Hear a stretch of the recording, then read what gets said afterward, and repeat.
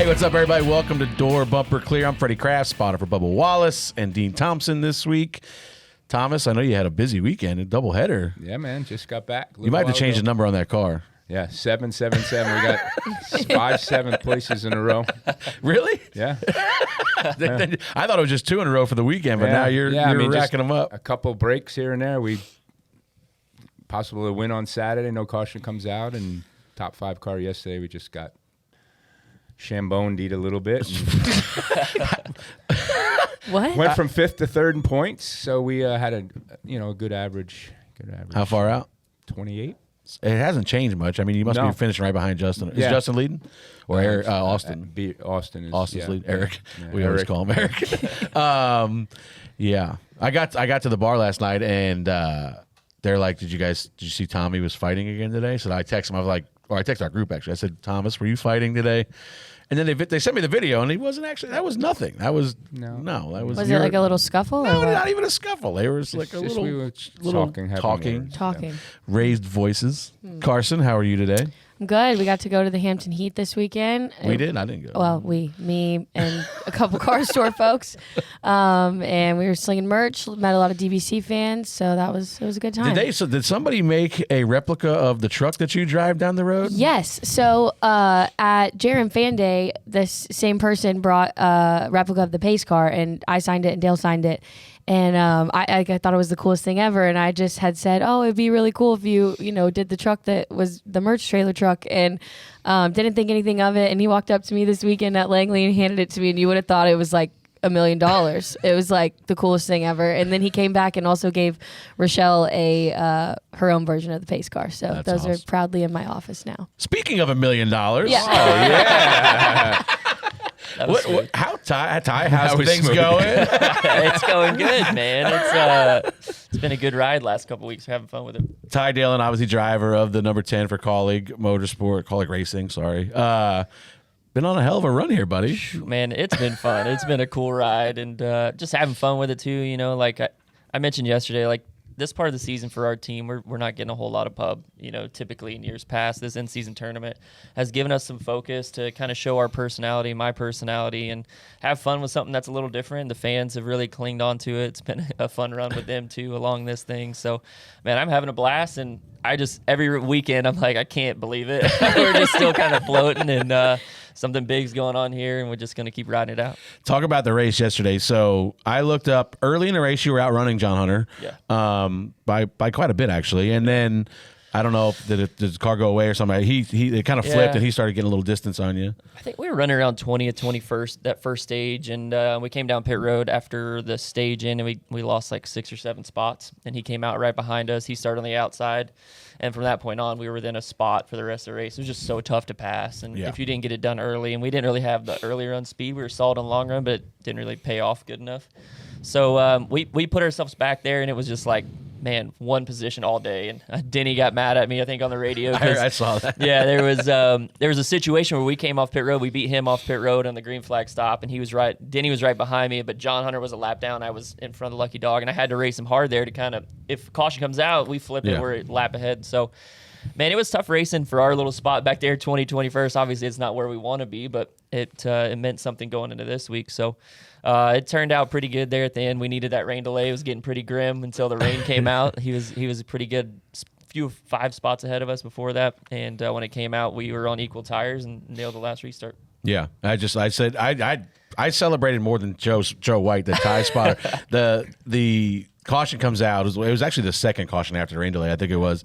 And we're just waiting to pit or whatever. And I hear Lucky Dog 10. And I was like, hell yeah. I didn't even realize that was the case. Like, you're so focused on just trying to be in the front of 42. Stay in front of him, yeah. And he's like, all right, buddy, we got the Lucky Dog. And I'm like, oh, no way. All right, cool. So, all right, boys, we just need to make one lap. Just no more yellows. That changed my focus instantly. And, Joe's a pretty low-key guy, pretty chill. And that last restart, I could hear in his voice there was some like nerves and excitement. He was just like, don't screw anything up. Like, don't mess it up. Like, don't speed, don't do.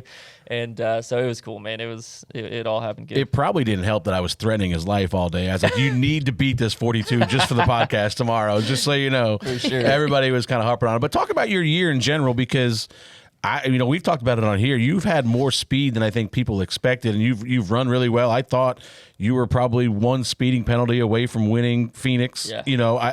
Just talk about the vibe in general over there at Collie Racing. Why do I keep saying motorsports? That's all right, as long as you're talking about us. It's right there on his shirt. You can read it I right was going to there. watch it off TV.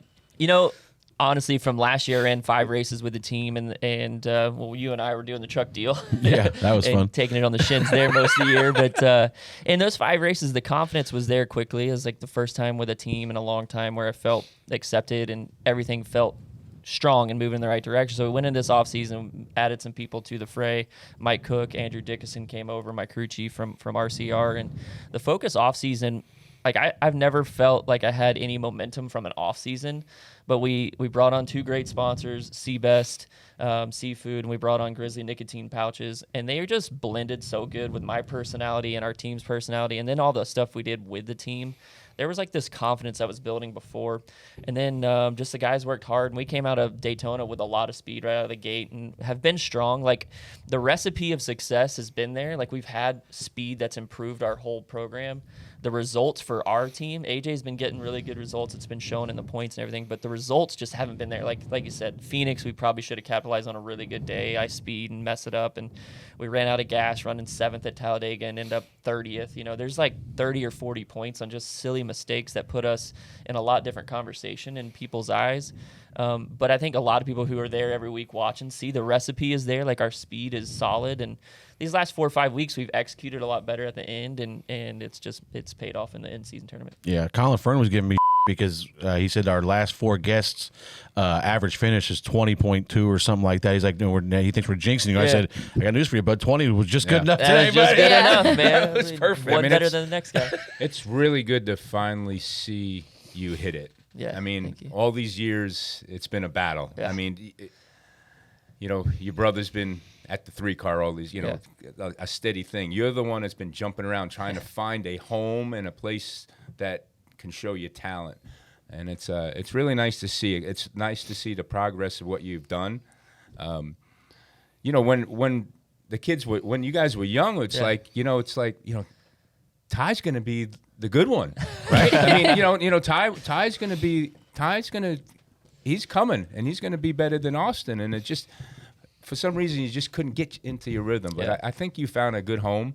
Like we were talking last week, I think, on the show that, man, you can go from 20th to 1st in 1 week, right? Yeah. Just to capitalize on one good pit stop, one good caution. Things happen quickly now. For sure. Just keep it up, man. You're doing good. Thank you. Talk about that journey a little bit, because I know you kind of got away from running the RCR stuff. Yeah. What was that like? 'Cause it was from the outside looking in. Nobody, I don't know any of the inside details, but it's like you kind of went on your own for a little while, and now you're kind of starting to fold yourself back in a little bit. Yeah, for sure. And I had the benefit of being the younger brother coming through, and I think that helped me a lot. And not only watching Austin's success on his way up, but watching his failures too. And I was able to kind of have the back seat. So when I got to the level he was at, I was able to continue and improve off that. So, but I had success at RCR in the Truck Series and Xfinity Series, and thought my path was just going to keep going that way and hopefully race for RCR. That was my dream as a kid. I think a lot of people think that, I chose to go my own way, but honestly, there just wasn't a door there open. I think they had Newman at the time. I think Caterpillar wasn't interested in having me as their driver, and having 2 brothers at RCR just wasn't something that they wanted. I don't know all the politics behind it, but the door wasn't there, and I wanted to continue my career. And Germain Racing gave me an opportunity with a 4-year contract at that point. It's just hard to turn down to be a Cup racer. And I jumped in the Cup Series thinking the success was going to continue like Xfinity, and it didn't. A good day was 23rd, 24th. I think our rookie year, we had one of the best years Germain had ever had. And then it just kind of tailed off. There was some uncertainty with the team after a few years, and then we lost our sponsor, Geico, I think it was in August. It was pretty late in the year, and at that point, it's really hard to put anything together. And I remember being so down at that point in my career. Also, I was young and immature, hadn't been through a whole lot in life, and just kind of thinking maybe this is just it for me. I'll hang it up.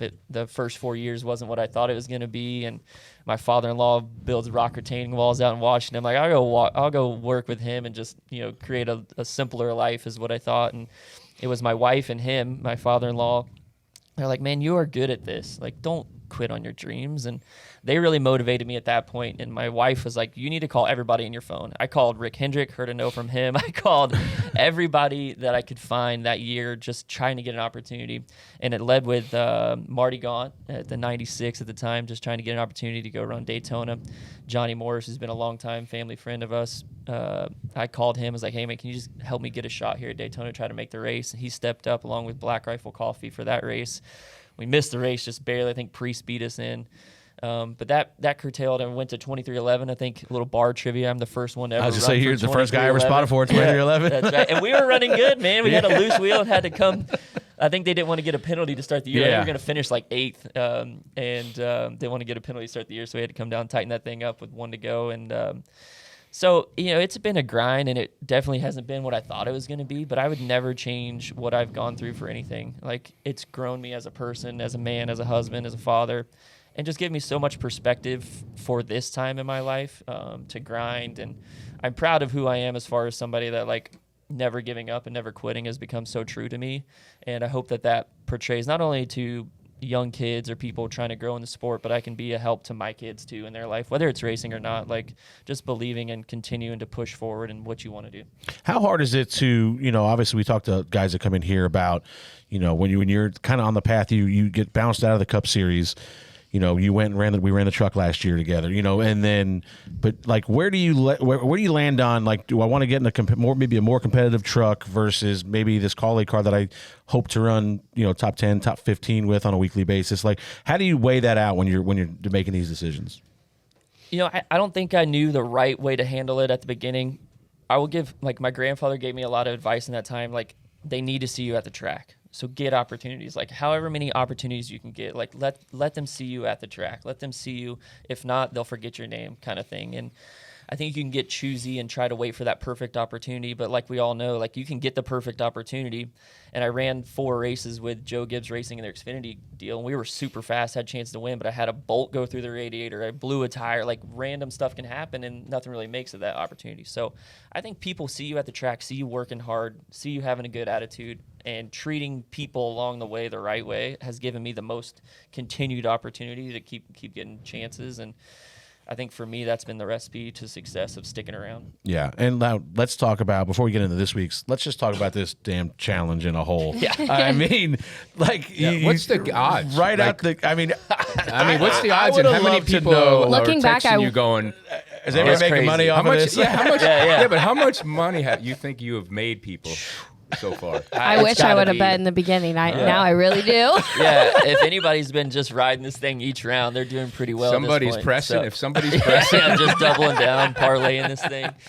I don't know. And even the last 2 weeks, like even the whole Bowman thing, I get out of the car and like, I think my eyes were so wide because I'm like, how did we end up here? Like, even this past weekend, it was looking so grim until that rain came out. And then all of a sudden, he's right there in front of me, and I get an opportunity to have a good restart and just capitalize again. I'm just like, here we go. We're going to the next one. And it gives you, like, this real belief that going into Indy, like, anything can happen. I know Ty's going to be super fast, and it's going to be a lot for us to keep up with him on raw speed, but anything can happen, and I'm well aware of that now. I mean, gonna when be do you, fun. Yeah, when do you start taking notice? I mean, obviously we go to Atlanta. You're up Yeah. against Denny. You're going into that one as a probably a big underdog. He wrecks early. I mean, I you know picked right away you, in that I picked race. you for Atlanta, just so you know. Yeah, thank like, you. Like, do you Appreciate know that. right away? I mean, are you? I mean, I was aware there. Yeah, for sure. But we were really strong in Atlanta too. Like our car we were up front. We were ahead of Denny the whole race. We had a penalty on pit road that put him in front of us and put us through the back during that crash. It was just like Thank one God. of those things that worked out. And I think we were going to be able to put pressure on him no matter what. Like he was going to have a shot probably to win because it's Denny and they've been on a roll. But we were going to run in that top 10. And if they made any little mistake, we were going to be there to capitalize. So, but as soon as he was out, that was definitely a deep breath especially for Atlanta. Just like, okay, how many laps has he been out? And how many laps do we have to go to this thing is for sure? Because you don't know if we're going to get you might crashed, wreck 'cause too. We were racing like crazy, even with it felt like 15 cars out there. It was wild. So. And then we go into Chicago, and it was like lap 2, Brad's out. I'm like, all right, here we go again. Like just, and then we go to Sonoma, and it was a whole different deal. And we didn't really run that race like in a way people would have thought we were going to just beat Alex Bowman. We took the stage points and put ourselves in the worst track position we could ask for to end the race. And they fell back to us, and we were going forward, and we cashed 9 stage points and finished 17th, which was just a good run in general, and we're able to get the job done with him too. So that was one we were really proud of. And this weekend, it was just like a grind, like I talked about, and John Hunter was within a spot of us, it seemed like, for 75 laps of the race, and it worked out. What was the quote? Oh, Do you have one this week? I really didn't have. I had a couple things that I thought I would say, Let's but hear 'em. it all Let's played hear 'em. out there. What would This is a good place for him. No, I just hit him with. He bought a shirt of mine, and like it feels like everybody gives me just a little bit of material before the race, and I just kind of wait. Like I don't want to do too much talking before the race. I like to see what they give me, and he bought that shirt and ripped it before the race on an interview on TNT. So I just made sure everybody knew, like, you can go on College Racing and buy the exact same extra small shirt from John Hunter. And then they were like, it looked like it was tough for him to tear it. And I was like, what do you expect? It's got my name on it. So like, Poor just had a little bit of fun. I have a lot of love for John Hunter. Oh, yeah. His daughter and my son are like best friends at school, and we see each other at school drop off every day. So it's pretty cool. Today? Did you see him today? They're not in school yet. Yeah, so we're starting soon enough. But should have drove by his house. Yeah. The one in Sonoma, you were kind of back there racing with us for most of the day, and we weren't doing very well. And I knew the 48 was nowhere near us, so I get in the car after the race is over because we had gotten another wreck. So now we were back at the back again, and I get in the car, and everybody in my car is celebrating, and I'm like, "What the hell are you guys all cheering?" I see people down there high-fiving Joe, and I'm like, "What the hell is going on?" And they're like, "You didn't see it? Ty booted him out of the way in the last corner." I was like, "The whole spotter stand's cheering for this guy now. This is incredible." That's been the coolest part about this thing is just the support from everybody, like not even just fans, but in the sport, just saying, we're pulling for you, hope you get it done. So that's not something I've had at all in my career. It's been quite the other side. I don't feel like I've had a lot of people in my corner, but now it's been really cool to get that kind of recognition and having fun with it. I can promise you, I think this week, everybody not named Gibbs is probably pulling for you I appreciate it. Yeah. in this battle. That's cool. As far as this race goes this week, a pretty good race, kind of boring, I thought. Chase obviously was dominating. Did you get a chance to sit down and watch yesterday? Yeah, and then I fell asleep. You can't say that. I mean, I'm just kidding. You can say anything. It put me to sleep. Literally, that might be the most exciting part about the race was Ty and John Hunter running within 2 cars of each other. And then the other battle was really good all day. Those two were all around each other. Ty Gibbs and Reddick were near each other all day long as well. But Chase Elliott really dominated most of it, I thought. Poor Bell. I mean, this guy is probably, he's one of the most talented guys in the sport, but boy, he spins himself out a lot. And it's just, I don't know. I hate when people say they ran out of talent because they're not running out of talent. It's almost like in my opinion, they trust their talent too much where they're on the edge so much that then they just step over that one little bit. And he was racing somebody, I think it was the 9 on a restart in the 3, just kind of overcooks it in the 3, gets loose, spins out.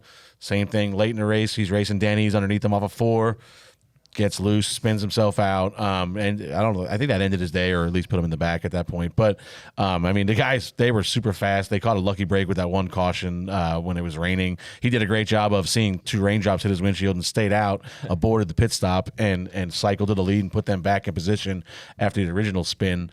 But it was just one of them deals. We had a new tire. I don't know. Cody struggled pretty bad, I think, most of the race. But the new tire for me didn't seem any different really than, I feel like Dover's always really kind of consistent with fall off and everything. Yeah, for sure. I think the only thing that was interesting for me was it was building like a rubber buildup on the bottom lane after about 50 laps. It was like Martinsville where you get this layer of rubber, and if you hit it with the right front tire, just skated across. Or if you hit it with the left rear, you're sliding through it. So that was kind of interesting. But other than that, I didn't feel much difference, especially starting no practice on that tire too. I didn't think it was a whole lot different. It was very hard to pass. It was difficult. Yeah. You had to get everything done on a restart, and then if you didn't, you were kind of stuck for maybe till.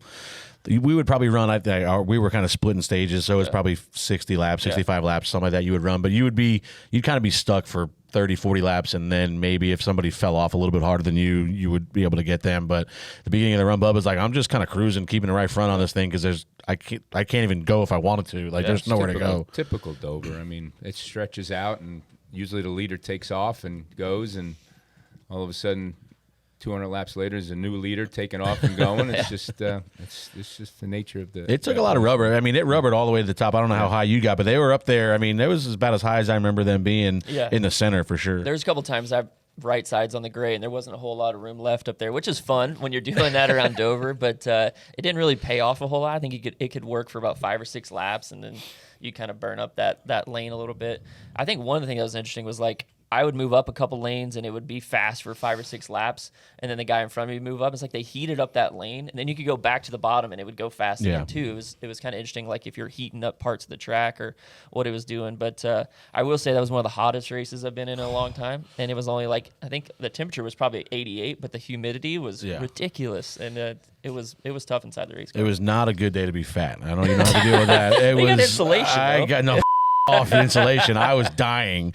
Yeah, it traps the heat in. But That's shout fun. out to Ken, the spotter's best friend, Ken Fritz. Snack Ken got us water. Like they decided not. This is the week they weren't going to put any water and ice in the cooler. And thankfully, Ken sometime in the first stage came by and said, "Don't worry, I got ice and water's coming." So whatever he did to get that was a lifesaver for us on the roof, because it was, like you said, it wasn't really hot. It was just like steamy, like muggy, and you're just standing there sweating to death. But there's guys. I think JJ had to park because he started getting a little sick. Which who knows? They actually had speed. That 44 car, like they were in front of us on pit road, and I was like, well, the comp caution's at 35. Surely they'll get a lap by then. We don't have to worry about it. And I saw they passed the 51. They passed the 34. I was like, wait a minute, where's this guy going? He's gonna have a career day when he's pitted in front of us. But yeah, they did a good job. But the race, Denny, I don't know if he's great. I don't know. If Here we go. I got to keep saying it out these days. God knows. But yeah, Lambert it was funny. Lambert was up there, and the yellow comes out, and it's raining its ass off. And they're like, "You think you're gonna call it?" And I said, "No, that guy leading. They're not calling it." Exactly. I said, "If you guys would have just let Chase keep the lead, we might be out on the way home right now." What did you guys? Go ahead. I was just saying, thank God they didn't. I needed that last couple. Yeah. That one. I was gonna say, what did you guys think about that decision rather than just calling it? Oh, it was no brainer. I think it didn't rain long. Yeah. I mean it rained its ass off for about 10 minutes maybe, but then it just quit. And I knew we still had. They announced the end time was like 8:10, and it was probably like 6:30 or something like that when that was going on. So I was like, we got plenty of time to dry this thing, and the track dried even faster than I thought. It was like 30 minutes. Yeah. And the track was dry. I think being at the track helped make the decision too, because you could see the weather coming, and it was like it was just going to clip us. You could see it from the clouds, and so I felt pretty confident we get it. We had enough daylight, and the way they did the Xfinity race too, I was like, okay, I think we're gonna get it. You're at least hoping. I was full bore, full hope. The one thing we forgot to ask Ty: who gets the million? You or the team? I don't know. We gotta work that out still. You better work it out. Yeah. It's And what kind of cut do we get for the good luck of bringing I think your old on? truck spotter should get a little piece of it at some kickback, point. a little investment kickback. Right? We'll see, man. We did so good last year. I think I propelled you right into this That's right. ride. We learned so much last year. You were part of that momentum he was talking Yeah, about. that's right. It I don't started think somewhere. we had any momentum last year. So. We couldn't get momentum. If we I don't even know what you drove. You drove the The 25 truck. Yeah, that's Oh. a good. That's a good sign. I That's a very good I didn't even sign. know you were truck racing last year. Those guys were fine. They were just. I think there's You a was lot fine? of. I was fine. Yeah. There was just a lot of inexperience, I think, in the team there. But Yep. Zilic, Connor, what do you call him? Zilowich. Did a great job. Obviously, that didn't matter if that race rained out or not. He was winning, I think. Justin was getting there. Justin is so good at Dover. But yeah, Connor was. I mean, kid's good. I don't know what else is there to say at this point. When you see guys like that, like coming through the ranks, you were in that position at one point. Like, how do you judge these younger kids coming up? I don't necessarily judge them on just wins, but their professional way they handle themselves and the way they go about their business. Like Connor's the real deal in the sense to me because he handles his business like a pro. And like to me, being a good cup driver is about being a pro's pro. Like I'm a sports fan, and I think the way you handle your business on and off track and still have a little bit of personality on the way. That's probably the hardest thing to do, because that's going to last long and you're going to continue to get opportunities. Obviously, being a part of JRM and Trackhouse is going to give him speed in cars to continue to win races, and he's proven that he can do it. Now the confidence is rolling too. You can see that happening. But the kid's a pro's pro. He gets out of the car and he's smiling. He's not beating himself up over bad days all the time. Like, I hate to see drivers these days. Like, I feel like most of the drivers get out of their car and just beat themselves up over a solid day. Like, it's tough to do what we do, and let's make a little bit more positive light out of how hard it is to run the way you do. And there's only one winner, and I feel like he does a good job of that. So I love seeing that too. So I think that he's going to go a long way, and part of winning a lot of races is being around for a long time. So I think he's going to be doing that. Connor has a really good ability to be maybe one of the most mature 18-year-olds I've ever come across, and one of the most immature 18-year-olds I've come across. He can be the most mature 18-year-old and also 7 years old at the same time. Like 100%. that picture they had of him the other day, I think he was eating like a cookie skillet or something with Jesse. And I'm like, Tommy, you see it. I mean, I know he hangs out with the kids all the time. If you can only read the group text. But I think They're that's a cool, mess. though. All of them, Yeah. they're a mess. But, I mean, he's funny, man. Yeah. Be you as long as you can handle your business, right? Oh, yeah. Be you. Yeah. And he that's what I'm saying. He does a really good job of kind of balancing that scale where he's all business at one point, and then he knows how to have fun and joke around with his buddies and be an idiot kid at sometimes too. So, which we all love him for That's that. right. But, Tommy, I did have to ask you one thing before we kept going. I should have probably saved this for show, but I didn't. Are you okay? What happened? One of your guys is gone. Who? Chris Wright. Oh, man. I heard that. I was depressed. I don't know. Ran the poor team out of business. I mean, put him right out of business. Right out of business. And that should be a lesson to some of these team owners that, like, I feel like, and you've been through this, like, sometimes just taking money, which I don't know the details of their deal, but obviously they had Anthony Alfredo in that car, and that kid's a good race car driver. He had them, I think, in the top 20 in points, and they had mechanical difficulties at times last year, but they ran well. They ran well. Then you take more money from this guy, and now you're out of business. Like, Chris Auer is not a bad businessman. I mean, the guy's one of very successful guy, was modified owner for years. But when you're wrecking that much all the time. Yeah, that's the problem. No matter how much money you take from somebody, if they just destroy all your race cars, eventually things are going to catch up at some point, right? Yeah, I mean, I think, unfortunately, Chris got to the point that Chris Auer, the owner, it's the Xfinity Series is the toughest business model that we have, and Yeah. I don't know if he just, had enough, right, as well. The aggravation, the politics, I haven't talked to him about it yet, but sometimes enough's enough, man. I mean, there's two people that tell you to stop. I always say that, right? It's the accountant and the wife, right? That's the two people that always tell you that you have to stop, and I'm not sure if it come to that. I'm sure the grief of dealing with what he had, but it's a tough deal, man. I mean, you can't. I mean, I mean, I don't want you to bash anybody on here, Ty, but like that. I mean, it was every week. There was something. I mean, I was watching. He had his best run of the year at Sonoma or something, right? How could he? I watched him bouncing through the grass in front of me that day. Like, I don't know think where he still finished. beat you. No, we didn't beat us there. Yeah, I think so. No chance.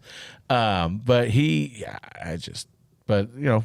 I'm sure. Hopefully he's back because we have who's Because who are we going to have on the show? We don't have. We if need he's not somebody for the racing? show. If this guy's not here, we're gonna be lost. Yeah. I'm sure. He's gonna come back somewhere. Like, whether he bounces back to ARCA again with somebody and comes back through there. But I mean, he's whatever. Tommy's.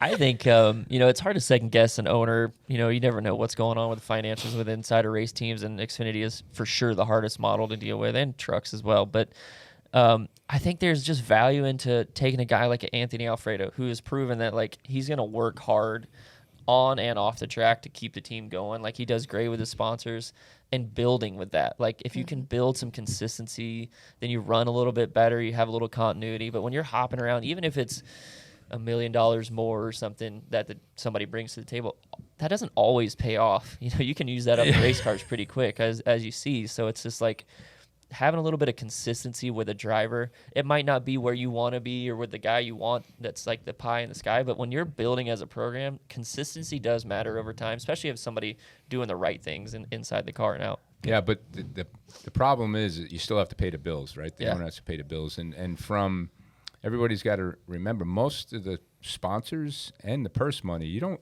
get any from November to middle of February, right? Or to January 1st. You try to do it, but most of the time you can't, right? So there's, I don't know, for an average Xfinity team, I would say $500,000 to $1 million. That 2.5, 3 month paying that they have to find, Figure it out. So then you're behind, right? Then it's like, okay, then it just keeps steamrolling, man. It just seems like you just can never get out of the hole. And once you're in the hole, you're in the hole. Yeah. Right? And it's hard to get out of. Yep. All right, well, we ready for some spot on, I don't spot know off? if it's Chris Wright's fault, though, No. Freddie. Don't blame Chris Wright.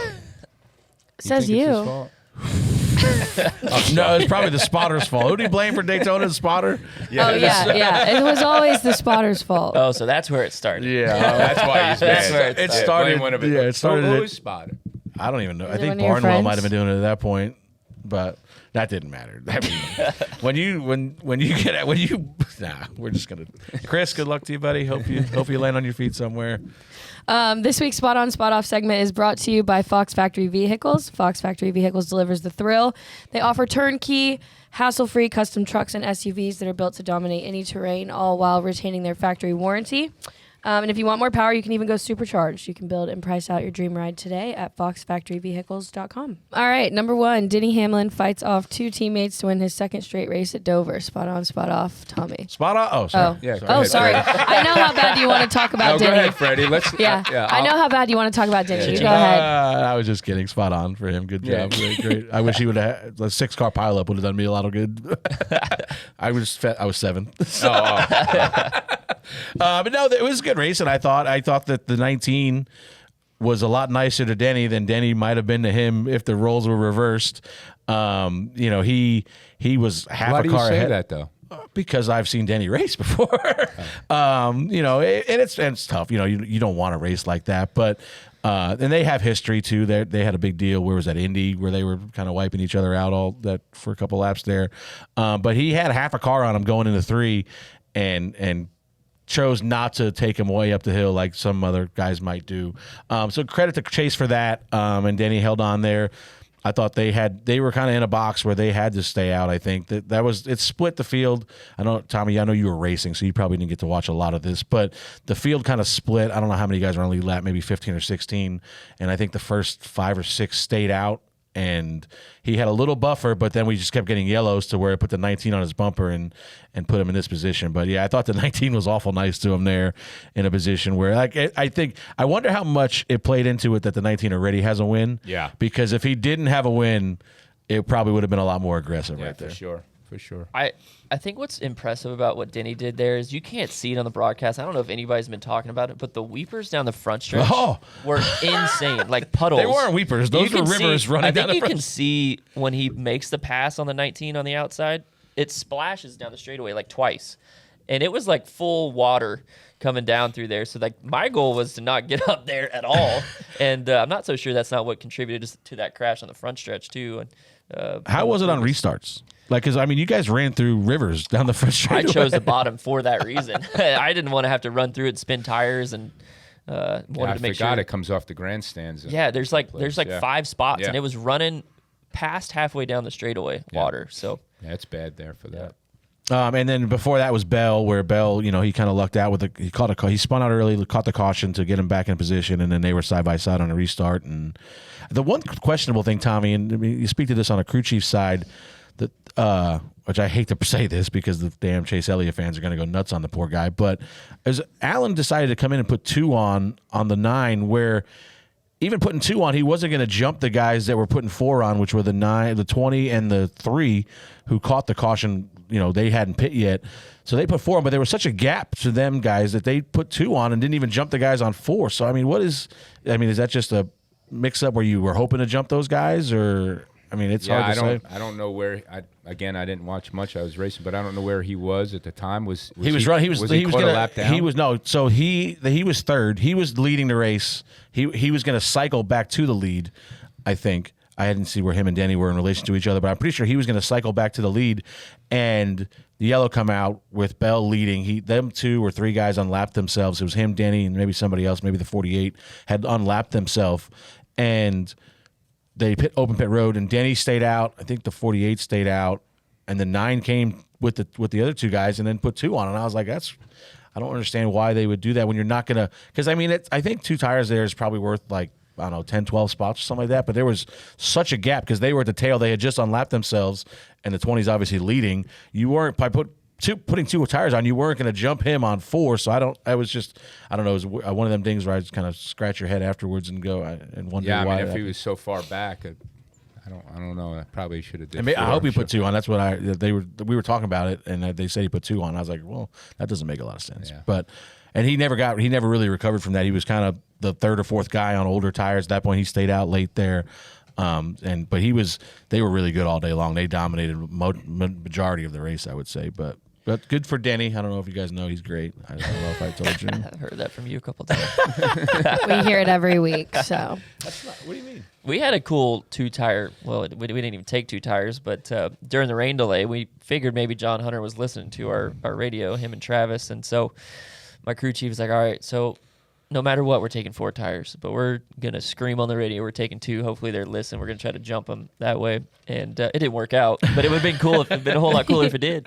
It was funny because we're in the rain delay and we're in one of the hallways up there, and Joe, that spot's for you, and Hayden Reeves, that spot's for John Hunter, and Joe's going, you better wave, Hayden. If you don't wave, we're going to wave. Oh, boy. That's right. We're hitting them from all angles. I was like, good news is you guys aren't going to get a chance to wave because there's going to be guys staying out here, so you'll be fine. It's amazing how much stuff you know what's going on up there as a spotter. The spotters union's pretty tight. Yeah. They keep but aren't you supposed to be spotting for Bubba? Yeah. My job is to know everything, Tom. Yeah. I forgot, yeah. Didn't you train me at Yes, this? yes. I'm sorry. all right, 2311 in front row were operated So as next topic. they were operated as open teams after being denied a temporary restraining order to keep NASCAR from revoking their charters. Would you like me to go to Tommy on this? Yeah, one? go Tommy first. I mean, Spot on, spot off, No, Tommy. you get it. I mean, at the end of the day, I signed a couple of those agreements in my lifetime. It's they didn't sign them, right? And there's a lot getting ready to happen, I think. And if I remember correctly, there are available charters for NASCAR to sell or to give to new manufacturers that come in possibly, right? But if these things, there are people lined up to buy these charters, right? So what happens if they're purchased, right? And these new teams come and they buy these charters that these 2 teams have lost? What happens if Dodge comes in? What happens if Honda comes in and they want to introduce new teams? What happens if all this happens before all this is done and now they're filled up? Now what happens if NASCAR loses? There's a lot getting ready to happen here, man. Let me ask you this, and I don't know that you know the answer to this or not. I don't know. I have no inside knowledge on this whole lawsuit deal. So, like, when I say I can't talk about it, I can't talk about it because I don't know what the going on. But, if whatever they say they lose the charters and NASCAR sells them, which we just saw a couple charters. There's agreed upon sale for, I mean, you're talking about maybe $75 million a charter. Where does that money go? Does it get spread out amongst the other charter owners? Like if Right NASCAR's now? selling, if NASCAR takes those 6 charters away or whatever, 5 charters, whatever it is, that's 6, I think, right? And they sell them, who gets that money? To be honest with you, I don't remember how that. I was do believe in the it gets contract.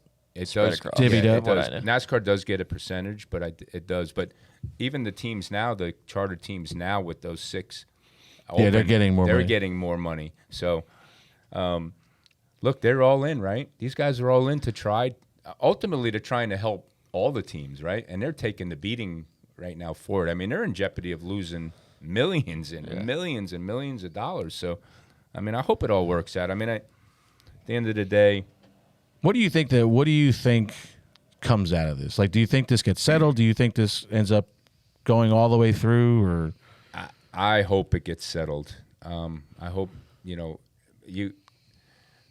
France is a tough man. I mean, he don't like being played like this. And, you got a lot of money on the other side playing. So it's going to be interesting to watch how it the biggest thing is what's going to happen is NASCAR.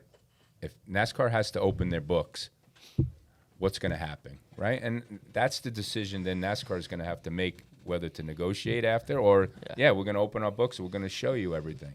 So we'll see.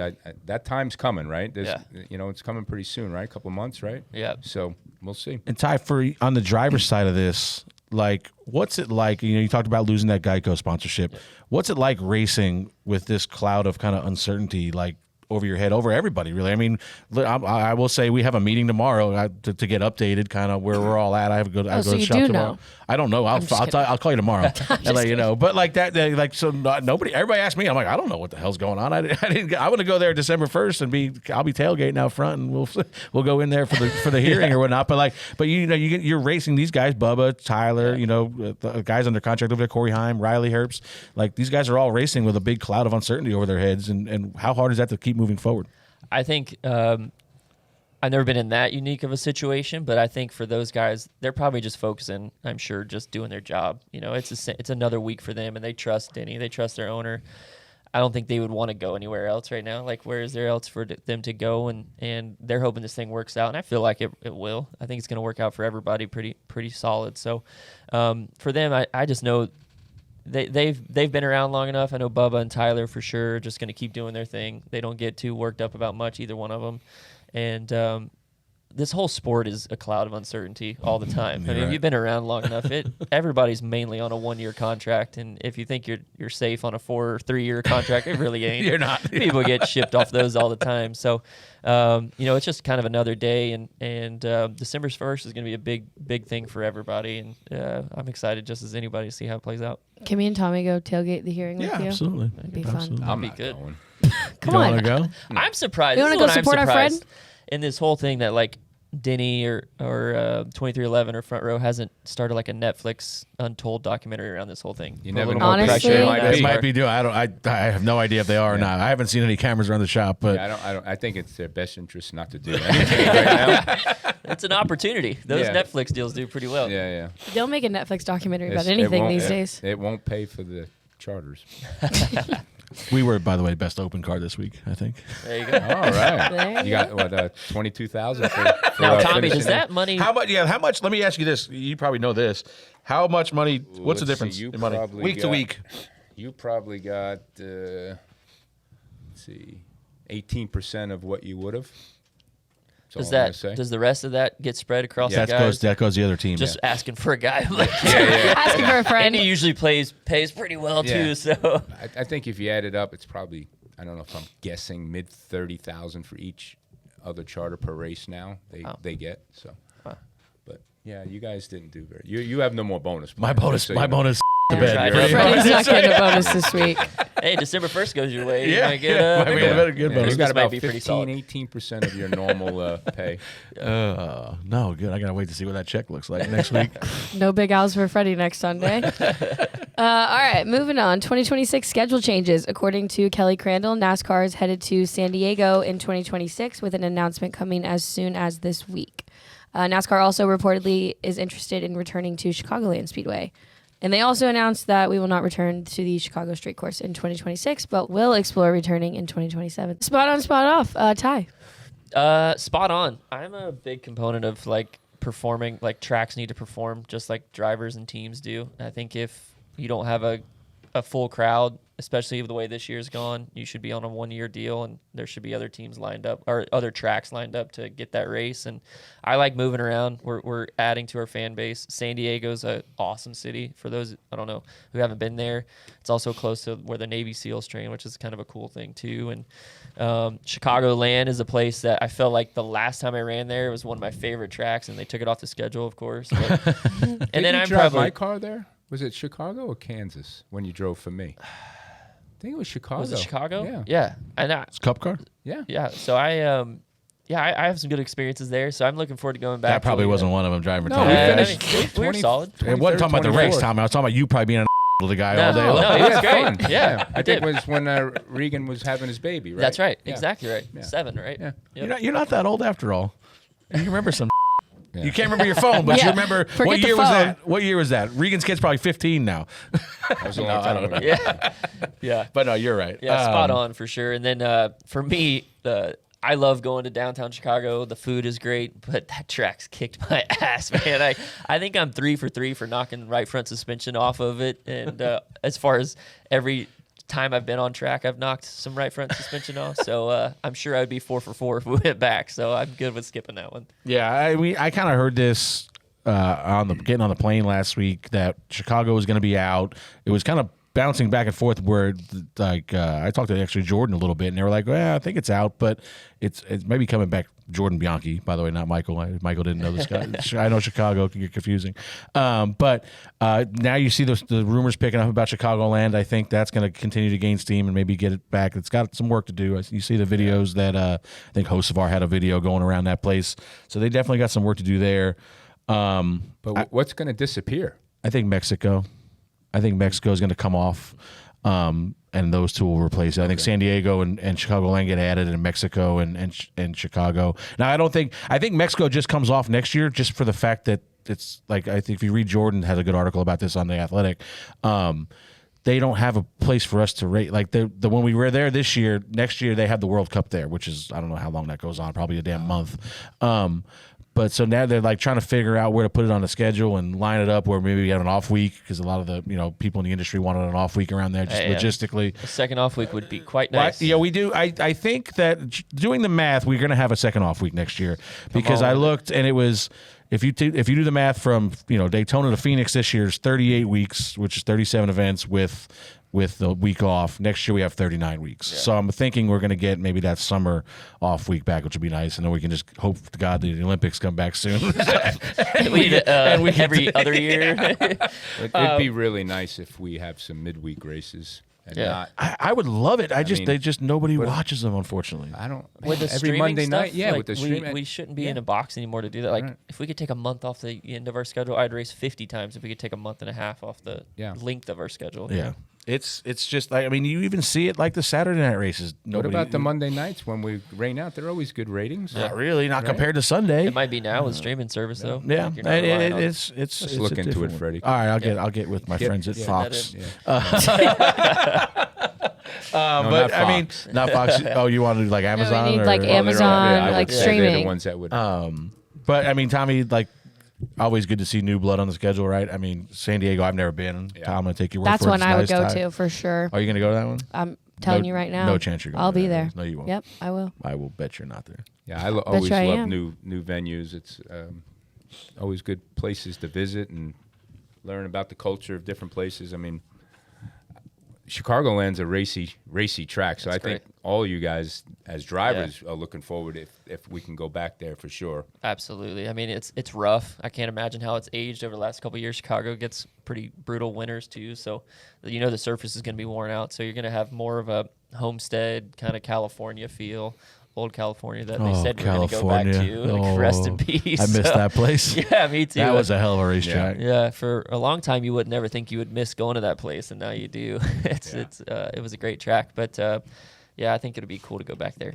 All right, Kyle Busch, when asked if he thinks NASCAR should remove the rear view camera from next-gen cars, he said, quote, "If you run the camera, you don't get a spotter. If you want a spotter, you don't get the camera. Pick one." Yeah, End Freddie? quote. Yeah, Freddie, what do you think about that? I like the fact that he said he'd pick the spotter. Thank you, Kyle Busch. I didn't expect that out of him. Where would you be at on this? Where did he say? When did he say? He said it. Alex cut that part off for whatever reason. Yeah, no, right. Kyle definitely said he would take the spotter. Pick one. Yeah, he said I would take the spotter. Oh, according to Twitter, he did say he would pick the spotter. You're correct. No, I'm with Kyle. I would go with spotter. These Attaboy. These in-car cameras, the in-car cameras. I think they're too good. Like, it's made the blocking ridiculous.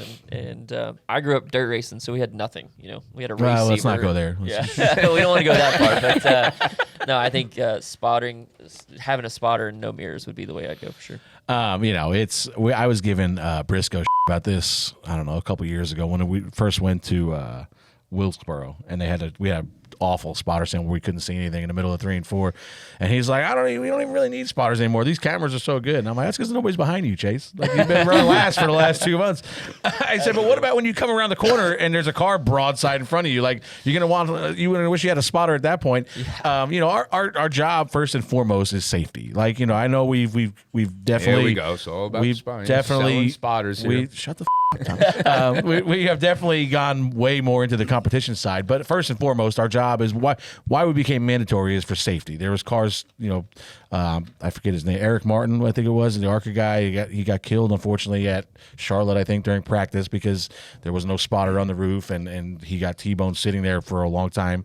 And that's after that they became mandatory for that reason. We are safety, we're a safety device first and foremost. So, I see somebody like they want to limit. I think it was like Landon Castle or somebody said like we should just be safety. We should not be able to help, on the competition side. And I'm like, you think we were not going to have 100 code words? Yeah, exactly. So after Eldora, all the issues, you think there should be second thought on? I think I said this for years. I say this about Stafford with the SK Lights a lot. They don't have spotters for I don't know why. Because you see a wreck at that place and 10 cars pile into it afterwards. Like, I get it. You want these, it's supposed to be younger drivers, entry-level division, which it's a modified still. It might have a crate engine in it, but it's still a modified. And you, these guys need to learn. And, when they move up, I don't know what you're trying to teach them, because when they move up, they're going to have spotters. So why wouldn't they not have spotters now just to be safe? But, I think everybody should have a spotter just for that purpose of just avoiding wrecks. Like, whether or not, you can actually help. I mean, I tried the dirt race at Eldora when we did the trucks. I spotted for freezing. I'm like, this guy's not listening to a thing I'm saying. And it's hard to spot. Like, when it got the year we won with Bubba, we were just up against the wall. You didn't do anything, but it gets widened out. And you're like, okay, there's one inside. He's 4 lanes down. It's like you're not even really spotting at that point. Yeah. So I think for safety purposes, I think everybody should have one. But you saw that hit that Brad took the other night where he's spinning around and finally lands, and here comes somebody 5 minutes later and hits him hard enough where he continues to flip. So I just think that for safety purposes, you should always have one. And I agree. And recently enough, Chicago, there was somebody sitting in the middle of the track for 2 laps. We didn't have spotters down there, had no clue he was there. A guy like Will Brown comes all the way from Australia, puts a lot of money into this thing. We have that big pile up. They didn't have a spotter down there, runs right into it, right? And the spotter stand was behind a tree. You guys couldn't see anything as is. Yeah. There was 3 or 4 instances where we didn't have spotters in areas. There was cars sitting broadside, driver's side, and luckily nobody got hurt in those situations. And that's because we didn't have spotters. And to me, that was you got to have them. Yeah, for sure. I agree. I think they should get a raise too while they're at it. Yeah. You guys are cost efficient. More work for Freddie. You know how much money we're saving on race cars? Well, as always, Spot On, Spot Off is full of great opinions. And we also don't want to forget to give a thanks to our friends at Fox Factory Vehicles once again for bringing us this segment.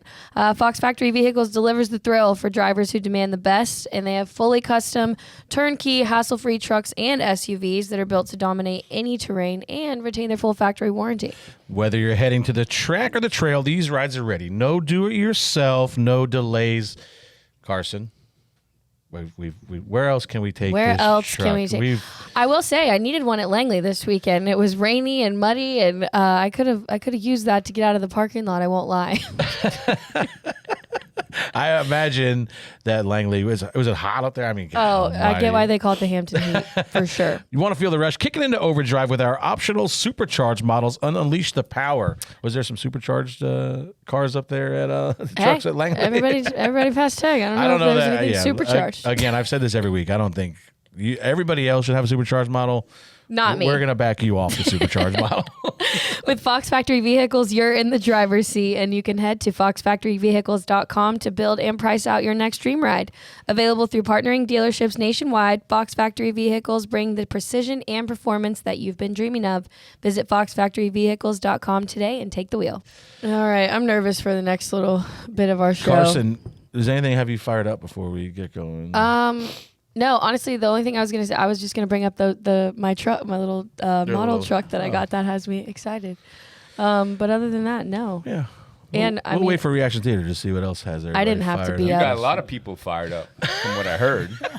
What did you do? God forbid a woman goes to the beach and posts a photo. Well, I mean, we'll see. Let's see. listen. There's a lot Sue of me. comments. Hello, Miss Karsyn. I know that the Cars Tour might be a little busy this weekend, but I might have a good opportunity for you. I myself am a successful CEO, and I'm providing you the opportunity for 2 free Coldplay tickets in Nashville. Let me know if you would like to go, and if you maybe want to make the Kiss Cam again. Thank you. I did. There were a lot of comments about want to go to a Coldplay concert. That was funny. That is that Funny. that poor guy. We'll go to the show. We'll wait for the show on that. I think. I loved his response. Yeah, you did. I mean, he was like he was very hurt that people infringed in his. He blamed Coldplay. No, I think that was fake. I think. No. No. Yeah, they had a community note that it was fake. Oh. Hell yeah. Another week of Ty Dillon winning his portion. I just want to say, Miss Karsyn, if my man wins $1 million, I'm going to take you to Arby's and get that brand new Angus cheesesteak that Tommy Baldwin keeps talking about. Baby! That's good. Is that your dream date? The Yeah. Angus cheesesteak? Arby's, yeah. It's good food, man. Tommy, your ad's working. Yeah. This message is to Ty. If you win this tournament, I will get a tattoo of your face on my ass. Hell Well, yeah. Yeah, I'm down with that. I Leave don't want your- to see a picture I of it, wanna- but you can send that to Freddie, and he'll check off on it for you. You but, could actually text it to the Reaction Theater line if you want to. Yeah, That'd be yeah. perfect. Once he wins, we want a picture of Ty Dillon's face on somebody's ass. Would be great. What's the odds, though? What's the I odds haven't of- even looked. I don't know even where to find it. I don't know where to. They're looking better than they were yesterday. That's all I can say. Do you know what the odds are? I have now? no clue. With 15 to go, they were not looking good yesterday. Not at all. Hey, I hope we're a big underdog. Keep it that way. Yeah. No. If anybody else in the history of Cup racing had been the leader of this race, would they have been drying off and putting all the elements out there to dry the track off so quickly and get the last 14 laps in? Spot on, spot off. Freddie was spot on. No, he was. It's about like Kyle back in the day. Like it was. I mean, there was no games being played. It stopped raining and we had plenty of time to dry the track. But it was pretty funny that we got to give Denny and Lambert a little while. I'll tell you what, this show a few years ago created a new nickname of Hung Money. But after watching him spin twice yesterday, I'm thinking crazy Christopher Bell's going to be the new one stepping on that thing twice. I don't know if that one's going to catch on quite as That good one's as the not- other one. That one That wouldn't. doesn't flow Yeah. smoothly. What about Larson though? Since the Indy race, what do you think has happened to the? Did they just lose their momentum? What I mean, they were pretty good yesterday. They started behind us, so I don't know. They must have had a metric. Did they wreck? Where the hell we go last? I don't remember. But was it Sonoma? Yeah. So I don't know. They were behind us, but they kind of methodically kind of worked their way up there. And he was running. I don't know where he finished, but he was in the top 5 at the end, and he stayed out and probably got past a little bit at the end there. But it's like you just the problem is we hold these guys such a high standard. Like if he's not winning, he's struggling, and it's like that's the same thing with Chase. Like all these fans are like, Chase is there. Augusta should be fired. They're all time like the guy's in the top 5 in points. Like what, he's not having a bad year. Yeah. You know, it's just. But yeah, he's not been the same since then. But I don't know that there's any correlation to it. I mean, he went out and won at Eldora this week, so I mean, it's I don't think it's him. It's just they got to find their mojo again. Yeah, I think right now is not the time that he wants to peak anyways. Yeah. Like that's the scary part for I think everybody else is, man, those guys get hot at the end of the season. Look out. Yeah. For sure. The question out for Ty Dillon: if you win the $1 million, are you going to go climb the fence and celebrate like Tony? Hell of a job, brother. Can you get up that fence? I can scale the fence pretty quick, but I don't know. It's the getting back down part is the one that I worry about. I can get up there. Man, I don't know. If we win the $1 million, it's going to be quite the celebration. Will so you y'all be? just I hold mean, on. yeah, maybe. Hopefully you win the race. Well, hopefully you finish second. Hopefully you do not win the race. I don't need you to win this week. Sorry. Unfortunately, I'm sorry you can't win. If you win, I can finish second. We'll all be can happy. we all There we go. Can we all do burnouts at the front? Like, if you win the $1 million, are you kissing the bricks this week? I have thought about that. Like, do I do a burnout? Like, if we win $1 million, I feel like it's worth it. I think you You should. can do it over like in You're turn gonna have to 2. do a backstretch. Yeah. Just have my own Right, party. right into turn 3 area there. Yeah. Oh man. All right, last one. To quote the beautiful and talented Karsyn Elledge, David Gravel's a whiny little he raced you too hard. Just because it ain't his day job, bud, doesn't mean he don't want to win or finish as high as he can. Yeah, I heard there was some beef. So they about had the beef. way. Him and Larson had beef this week, and I talked to some guys that race with them guys, and I said the same thing. Like from the outside looking in, I was like, he kind of sounds a little bit like whiny, like. But they Agreed. were like, yeah, but the racing is starting to get out of hand. He's like, and with these cars, you can't. Like, he's like, Cup car, you can put a guy in a bad spot and it's not that big a deal. Like, with one of these things, you put a guy in a bad spot and he doesn't lift, now they're barrel rolling down the straightaway. And it said it's just guys that are taking chances that are, it's just super risky. I mean, we saw, which, you saw, and this is not intentional, but like Buddy kind of just goes into turn 1 and hangs it right, and Kyle, Tyler ends up in the hospital because Buddy didn't give a shit. He just, I'm going this way, and if somebody's out there, then oh well, whatever. So there's guys that are just taking unnecessary risks with stuff that's already super dangerous. So I get it. I'm sure those two they have other beef. One is the premier outlaw guy, one is the owner of the High Limit series. So they've got their own stuff going on outside of that. But outside looking in, I said the same thing, that Gravel kind of sounded like a bit of a whiny. Then when somebody kind of put it a little more perspective for me, I was like, I could see that, where you don't like. I said Kyle does that in the Cup stuff. Like he'll run you up, he'll put you in a spot where you're either lifting or we're both going to maybe scrub the wall, and that's fine, in Cup. But like if that stuff goes wrong, it's going to be it could be a lot worse outcome, I think. Well, you can text and you can always call our number. Do not be careful what you tell people to text us. 704-802-9572, and we better get a picture of that Ty Dillon ass tat. Okay, and we'll play the best ones each week on the show. So thanks for that, everybody. Oh boy! And now it's time for Ask DBC. Rest in peace to the pictures in that group text. What? And the text now that you got just advertised for. Oh yeah, sorry, Alex. Hey, it's Dale Jr. and for the latest DBC gear, we need you to go to shop.dirtymomedia.com. We've got plenty of options, and we're adding new stuff all the time. Shop.dirtymomedia.com. Masterlight24 wants to know what young... Master Light's an old-time listener. Really?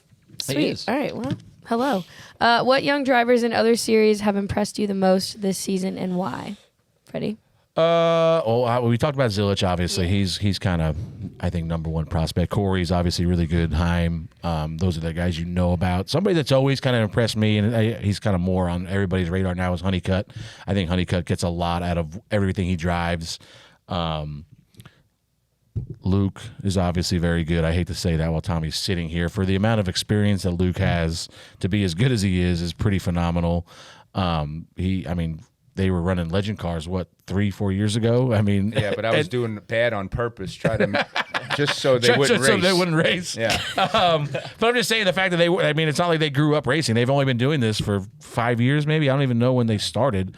But Luke's doing a great job. Hopefully he's got some more stuff coming. But like those guys, like the guys for me, and I think like you kind of touched on earlier, like I don't really give so much of a about winning.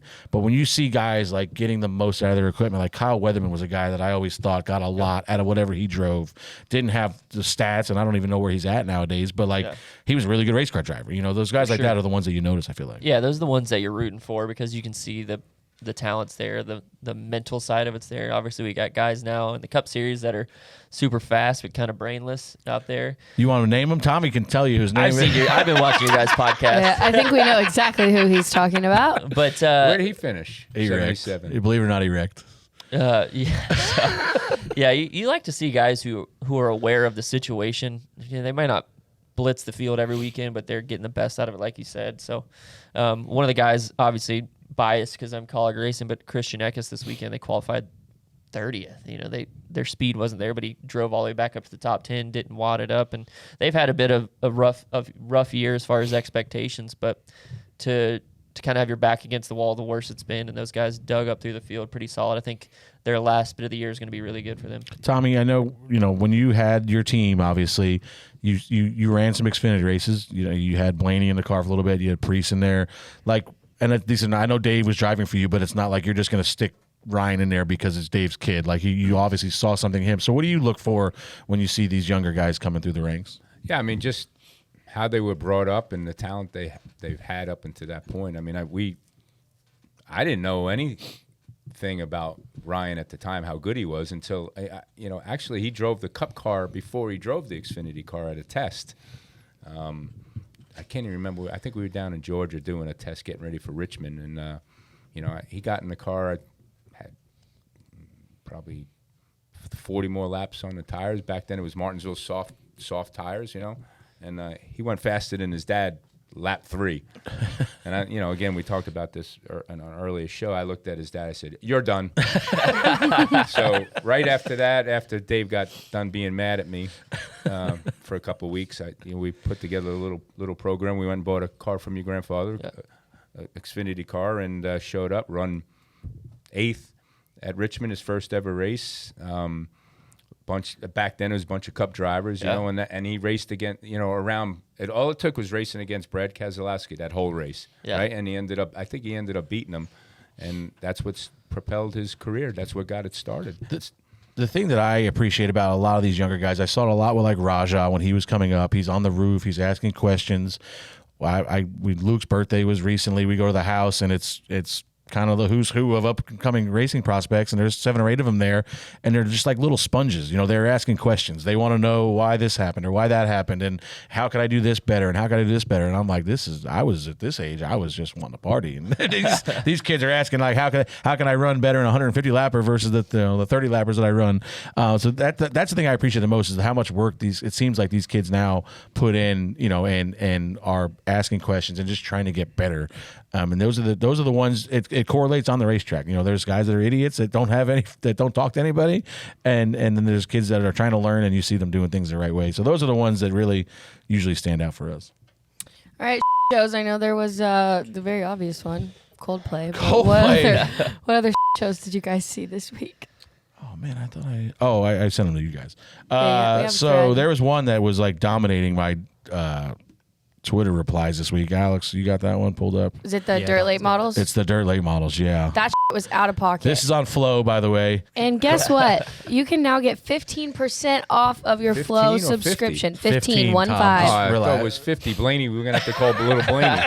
No, and it is a new link now. It's flowsports.link/door bumper clear. Oh, spelled 15%, huh? 15% off. So thanks to our You're friends welcome, at Flow. everybody. Hey, you guys got me on Flow. I turned it on this weekend. I watched every single race that was going on, from Bowman Gray to... It's so, like, you can't can't turn beat it it. on. Like you literally, any night of the week you turn it on, there is going to be a race on there. And then on the weekend, there's 20 different tracks you can watch on any given night. You can just pop right through them too, yeah. Like this weekend at Langley, when it was raining, we switched over and watched Jack Ingram at Hickory. And then once that was over, we switched over and watched them these like crazy, what are those cars at Bowman Gray? It's not the modifieds and stuff, but the ones that like run into each other and do all the that's crazy modified. Those are the modifieds.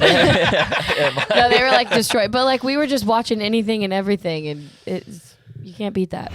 So my man here, I don't even know. I mean, I guess he kind of... That was a terrible slider, first of all. Bad slider, but the guy kind of clears himself. Nobody really wrecks. I know you spun. Oh, no. But yeah, it gets worse, Ty. So this guy turns around, and he's driving now the wrong way. Under green flag conditions. Under green flag. And now I think they finally threw the yellow. But this is not over, by the way. So now he's turned around. Now he's going to chase the guy through the infield. And when he finally gets to him, things don't go well. Because he now drives across the racetrack, gets behind him, puts the bumper to him, and he flips him over. No way. Yeah. Oh, yeah. Here we go. I didn't realize this went on as long as it did. Yeah, he's going to put the bumper to him right here. What do you think race control's saying right now? Wow. That might, like, if Chris writes... Did he pull right in the pits after that? Yeah, he's gone. Yeah, he's off the racetrack. He drove right into the trailer and left the track. He said, have a nice day. Whoever's running that series, I mean, that guy should not ever get it. racing. Yes. What is it? It's the Mars Dirt Racing. I don't know what Mars Dirt Racing is. Actually, scratch that. Let him go to Bowman Gray. That's where he fits in. You've been chained to Bowman Gray. But yeah, so that's definitely. I mean, that's if this was on like Fox, this would probably beat Chris Wright out of the top spot in the Show Hall of Fame this year. But yeah, I thought it was going to get worse. When they sent it to me and this guy turns around right here, I was like, thought he was gonna- Yeah, I saw this part and I'm like, Yeah. oh, he's just driving backwards into oncoming traffic, whatever. And then it just keeps going. It gets worse. The other one, Alex. Where's the other one of this poor guy? This will probably we'll cut a lot of this out, Alex, but because I can't talk for 3 minutes about how this ridiculous this is. But this poor guy here. So there's a clip of this guy spins out and he goes to turn around. And he ends up in the grass. And now it's on. No. Now he's just spinning around in the grass. Guy is just gonna do donuts in the grass. Oh my gosh. Hold on, this video is not over. It's probably not even halfway. He can't get out. He can't get out. The old Pills Mafia, is that what that says on the side of it? Well, that makes sense.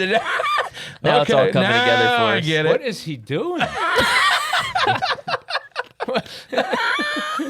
Hang on, we're not done yet. Oh, hit a sign. took out the oh, sign. we Oh. got it. Oh. We got it.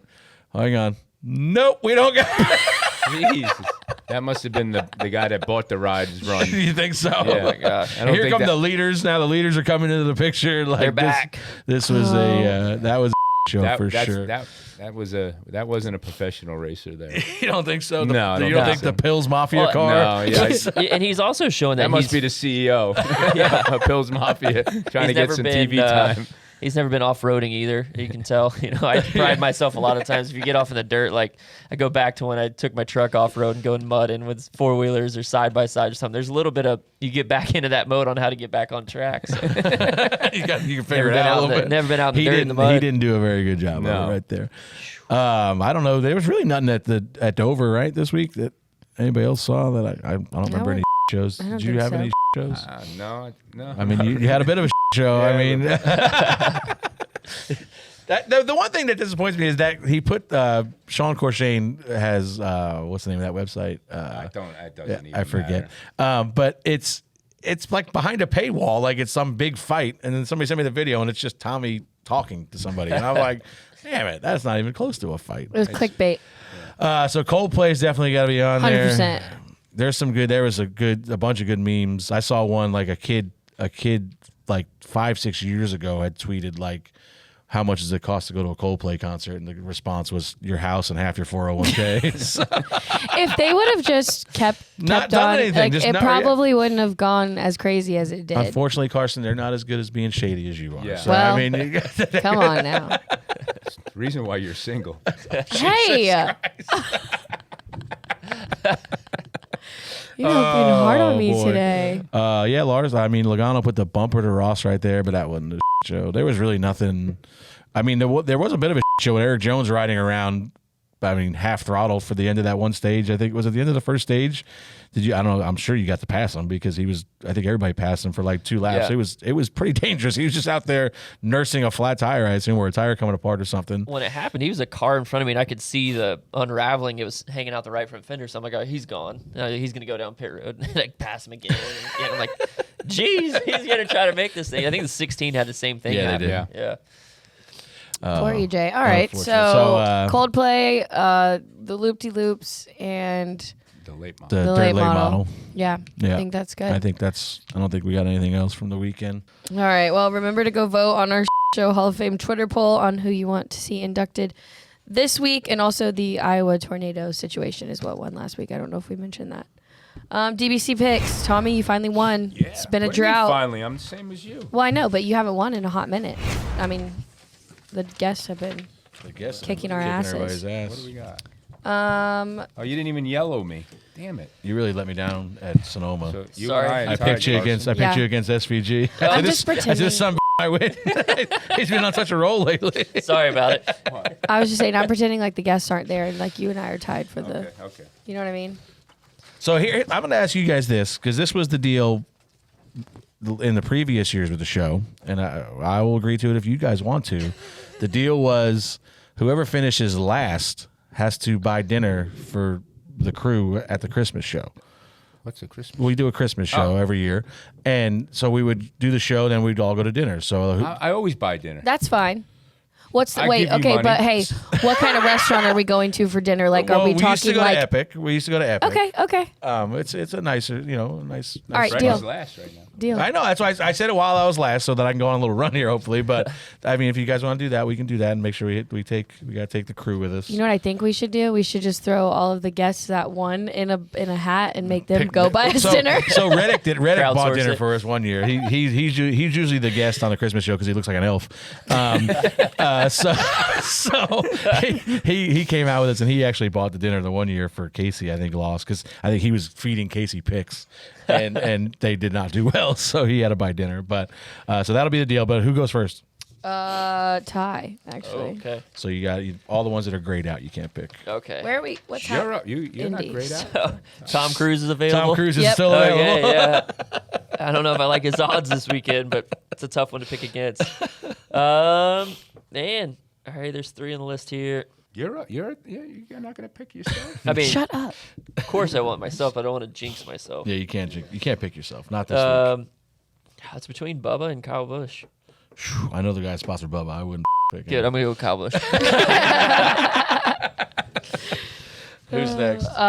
You. You got a couple good ones, Freddie. I got Craven. You guys should pick him. Freddie Craven. You have Josh Berry. That's a good one. I do have Josh. You do have Berry. some good ones left. Hey, I've been sneaking them in there. I do not. I'll tell you. You know who I'm gonna take is Austin Dillon Oh, because he's gonna catch some bull caution like he always does. He was right in front of me yesterday, and he flipped the whole thing. Guy comes out, and he was gonna run. I don't know, 6th or 7th until that last when the rain came and he kind of got shuffled on pit strategy a little bit. But he was gonna go from running like 20th to a top 5 or top 6, whatever it was. So I'll hopefully ride the hot hand there. I'm between Ty Dillon or Ty Gibbs here. I'm just kidding. Careful with your choice. No, really though. You have both of them. Yeah, I do. Oh boy. I also was thinking about Tyler Reddick. I'm not sure. I don't have really much going on here. You know what? I'm gonna go with Ty Dillon. Hey, $1 million and that's right. winning DBC picks for me. No pressure. All right, no Thomas. Alex Bowman. Oh, way to ruin it for everybody. I mean, Thanks, dude. pressure. Super solid. Not if you punt him again. We'll be in good That's shape. right. Come on. Now we have something now else. you got to worry about DBC That's picks. right. That's right.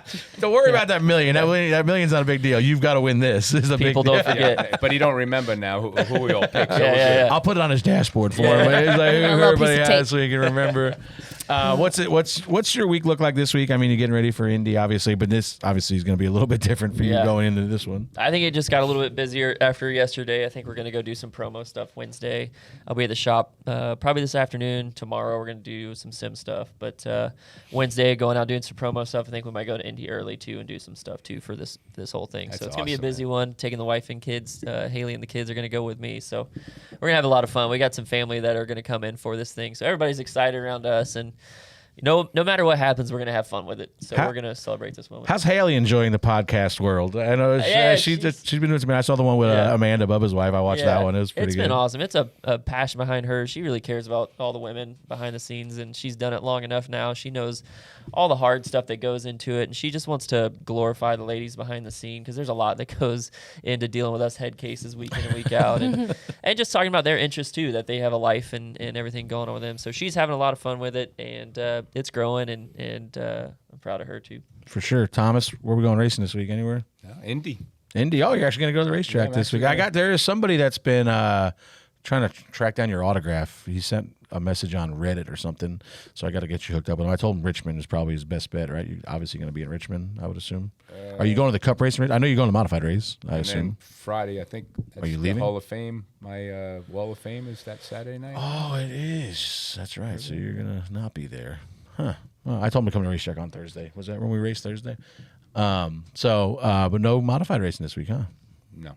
Thompson's the next one, a couple weeks on a Wednesday. When's the next smart race? Labor Day. Oh, that's right. They go around the Damn. Bowman Gray schedule, right? Yeah. Like they kind of don't race we while race Bowman Gray's double.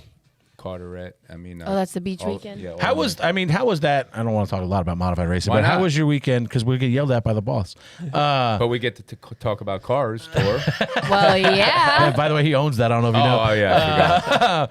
But like, what was it like going doubleheader weekend It's back to awesome. back? Like, I know you loved It's it awesome. probably. I mean, yeah, it's just we need 2 or 3 of them, to be honest with you. It's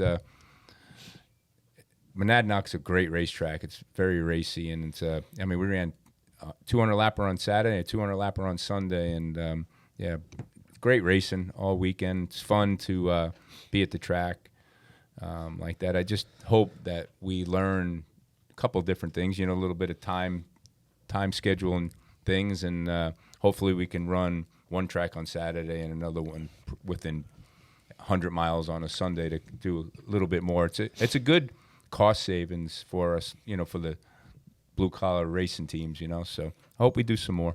That was the most fun I ever had racing was when we ran. I was a partridge at TS Haulers with Jimmy, and we ran Thompson Thursday night. We ran Stafford Friday night. We ran Riverhead Saturday every week for 30-something weeks, and it was that's all you did was race. It felt like, and then you'd go back and get the cars ready and go back out there on Thursday morning. But shout out to James, he did good. James had a really good run the other night. I was texting with him when I was talking to you at 2:00 this morning. I was texting back and forth with him. At 2 in the morning, trust me, that kid's awake. I promise you, he's always up. Nobody in that house ever sleeps. But he did a really good job. I told him, I said, we got to work on some tactics, little racecraft to maybe make yourself a little less predictable. He's only got 5 starts. That's all right. We got to learn. We got to get better. But no, he did a really good job. Again, I told Jimmy that the next day. But Karsyn, where are we going? Any Cars tour? Cars tour's off this weekend. Our next one is August 2nd for our Throwback Classic race. So that's what all of our efforts are focused on. That'll be a right big now. one. I know, I'm excited. That's our 50,000 and 30,000 to win. We need some. I need Luke some will be driving. throwback swag in here. Can you line that up? I or- actually can. I have my hats in already, but my shirts are shipping this week, so I'll get you guys You got all. fat guy sizes. I'll get you guys all. Yeah. What are you? Triple X. Don't look at me. What did you say? Yeah, we go up to 3X. I got you, Freddie. I don't need that. I'm not quite there yet. Is your dad's race this weekend? My dad's race is this weekend. Yeah, with TK Twin Nines are at Riverhead this weekend. So hopefully we get some cars out there. They've been a little down. Unfortunately, when my dad died, he owned the whole division. You didn't even know that. Though. I knew. Tell him a quick story. So, This is a good story. You got to tell him a story. So my dad was a figure 8 racer. He's in the Hall of Fame already at Riverhead. 3-time champion. Yada yada yada. Whatever. When he got out, he quit driving probably mid 2000, like 05, 06, something like that. He won a championship 06. So it was like right after that he kind of quit racing. So he bought a couple cars, and my cousin was driving one, my brother was driving one, and then another, like the guy that was dating my cousin was driving one for a little while. So I knew he owned 2 cars. It was the 10 and the 11. They always raced. We knew those 2 cars. So then my dad unfortunately passed away a couple years ago. So I called one of his business partners, Grant, and I said, Grant, I just need to know where you guys are at with these cars. Like, does he own all of them? Do you own half of it? Does like you guys? And he's like, well, here's the deal. Like, so he owns all the 10. He owns all the 11. He said the 85's his car, but my motor. This one is his car, my motor. This one's his motor, my car. I'm like, I said, I was like, there's only 12 cars out there. He owns 6 of them. And my mom, I was like, well, hold on. You're going to have to let me break this news to my mom because I don't think she has any idea that he's owned all these cars and been paying all these bills for God knows how long. So that was fun. But yeah, it was, hopefully they get out there this week. I put up some money for, if they get at least 9 cars, his number was 9. The races are 2 twin 9-lap races. They usually run 15 laps.